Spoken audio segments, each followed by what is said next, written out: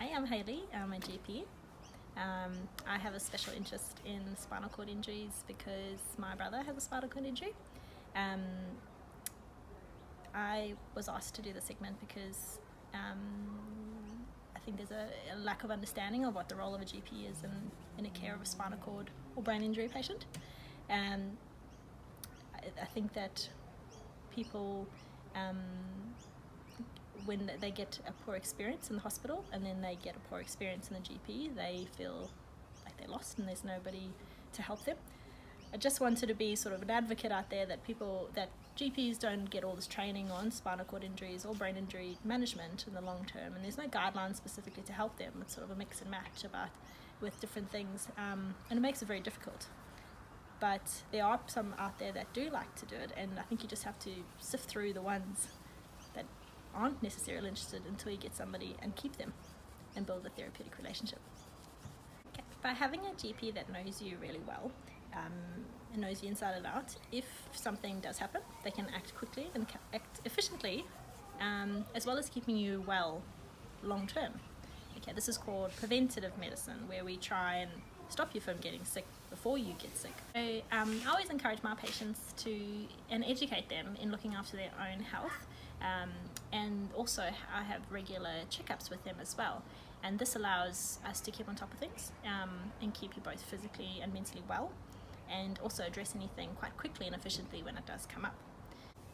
So if you do manage chronic conditions, so long-term conditions, really well, you can decrease the amount of time that you are in hospital, or you're sick, or you're otherwise just not able to do what you want to do in life, and obviously that lets you have a better quality of life in the future. The tips that you may or may not know,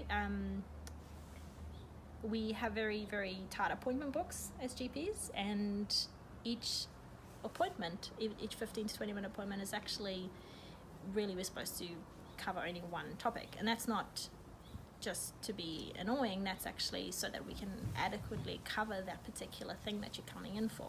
And I know that some people go in with their lists that they've accumulated over 6 to 12 months, but unfortunately that's just too difficult for us to actually look at over one appointment.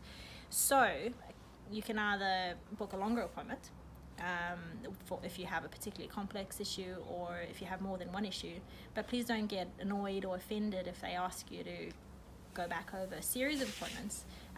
It's only going to help you, and if you just do a half job on several different things, you're not going to get a good enough care. And quite frankly, sometimes we just can't figure everything out in one appointment. And the other thing there is chronic disease management plans. Now, these are incentives from the government so that we can manage chronic diseases.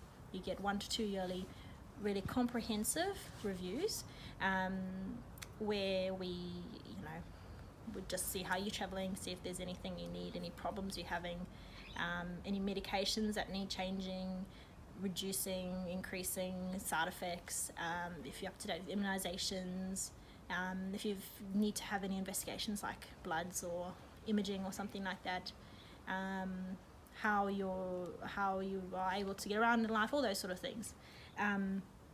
The other thing, and we just make a plan for the next year or the next 2 years, whatever, and those can be done through the year as well. The other thing is not everyone's actually eligible for the plan, so you just have to check with GP, but in addition, some people can also be eligible for subsidized sessions from Allied Health. Again, you're probably just going to have to check with your GP, but that's something else that you may not have known. So what I think is that what I'd like you to come away with is just find a GP that you like and that you can build that relationship with. Your health will prosper as a result, and you'll be able to have a better future if you manage everything now. Okay.